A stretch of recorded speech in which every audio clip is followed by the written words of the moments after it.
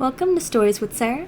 My name's Sarah, and today I'll be reading a grim fairy tale called Little Red Riding Hood. I hope you all enjoy. Once upon a time, there was a dear little girl who was loved by everyone who looked at her, but most of all by her grandmother. And there was nothing that she would not have given to the child. Once, she gave her a little cap of red velvet, which suited her so well that she would never wear anything else. So, she was always called Little Red Riding Hood. One day, her mother said to her, "Come, Little Red Riding Hood. Here is a piece of cake and a bottle of wine. Take them to your grandmother. She is ill and weak, and they will do her good. Set out before it gets hot, and when you are going, walk nicely and quietly, and do not run off the path, or you may fall and break the bottle. And then your grandmother will get nothing. And when you go into her room, don't forget to say, 'Good morning,' and don't peep into every corner before you do it." "I will take great care," said Little Red Riding Hood to her mother, and gave her hand on it. The grandmother lived out in the wood, half a league from the village, and just as Little Red Riding Hood entered the wood, a wolf met her. Red Riding Hood did not know what a wicked creature he was, and was not at all afraid of him. "Good day, Little Red Riding Hood," said he. "Thank you kindly, Wolf." "Whither away so early, Little Red Riding Hood?" "To my grandmother's." "What have you got in your apron?" "Cake and wine." "Yesterday was baking day, so poor sick grandmother is to have something good, to make her stronger."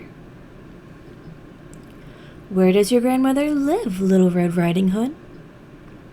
"A good quarter of a league further into the woods. Her house stands under the 3 large oak trees. The nut trees are just below. You surely must know it," replied Little Red Riding Hood. The wolf thought to himself, "What a tender young creature! What a nice plump mouthful! She will be better to eat than the old woman. I must act craftily, so as to catch both." So he walked for a short time by the side of Little Red Riding Hood,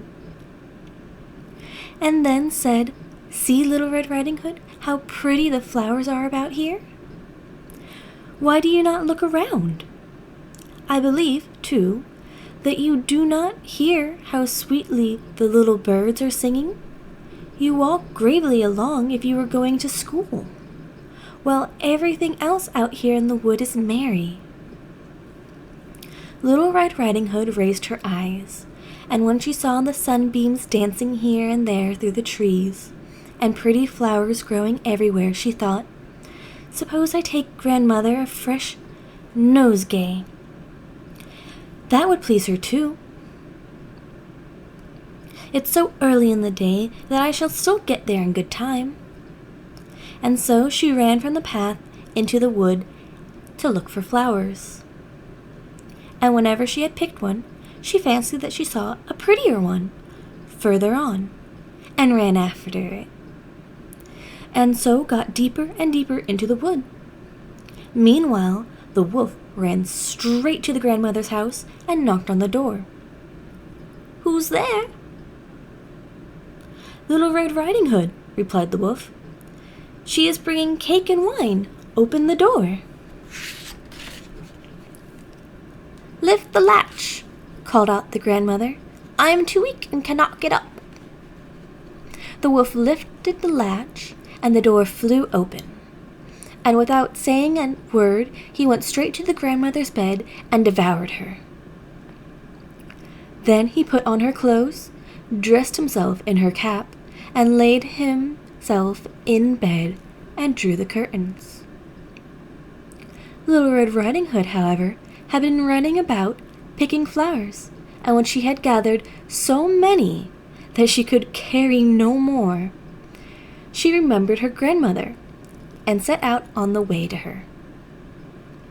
She was surprised to find the cottage door standing open, and when she went into the room, she had such a strange feeling that she said to herself, "Oh dear, how uneasy I feel today, and at other times I like being with grandmother so much." She called out, "Good morning," but received no answer, so she went to the bed and drew back the curtains. There lay her grandmother, with her cap pulled far over her face and looking very strange. "Oh, grandmother," she said, "what big ears you have!" "The better to hear you with, my child," was the reply. "But, grandmother, what big eyes you have!" "The better to see you with, my dear." "But, grandmother, what large hands you have!" "The better to hug you with." "Oh, but grandmother, what a terrible big mouth you have!" "The better to eat you with." And scarcely had the wolf said this than with one bound he was out of bed and swallowed up Red Riding Hood.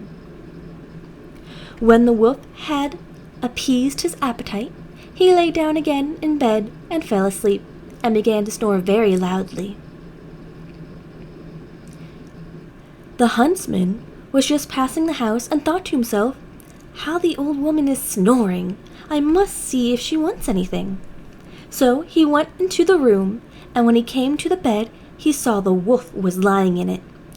"Do I find thee here, thou old sinner?" he says. "I have long sought thee." Then, just as he was going to fire at him, it occurred to him that the wolf might have devoured the grandmother, and that she might still be saved, so he did not fire, but took a pair of scissors and began to cut open the stomach of the sleeping wolf.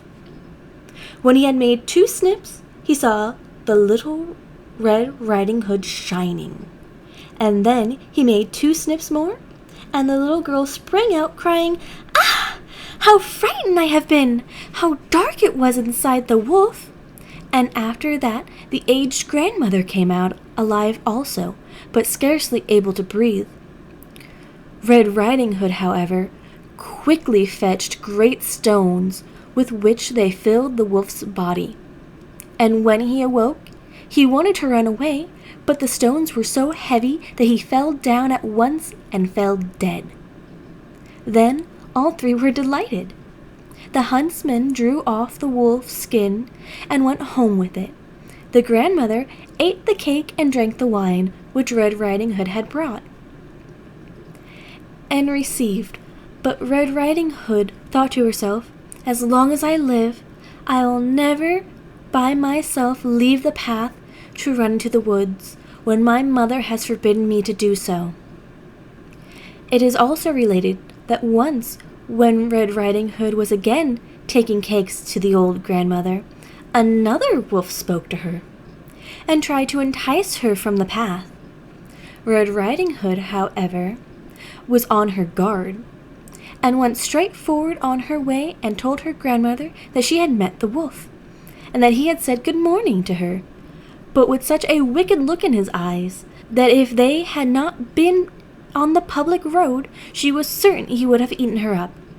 "Well," said the grandmother, "we shall shut the door that he may not come in." Soon afterwards the wolf knocked and cried, "Open the door, grandmother. I am Little Red Riding Hood, and I am fetching you some cakes." But they did not speak or open the door.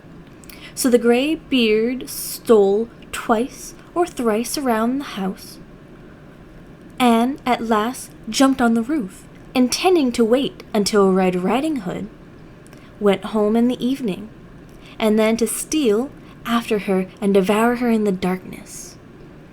But the grandmother saw what was in his thoughts. In front of the house was a great stone trowel.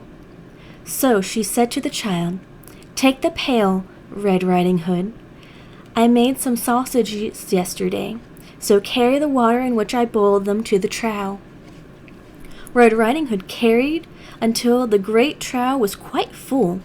Then the smell of sausages reached the wolf, and he sniffed and peeked down, and at last stretched out his neck so far that he could no longer keep his footing and began to slip. He slipped down from the roof straight into the great trough and was drowned. But Red Riding Hood went joyously home and never did anything to harm anyone. And that was the story of Little Red Riding Hood.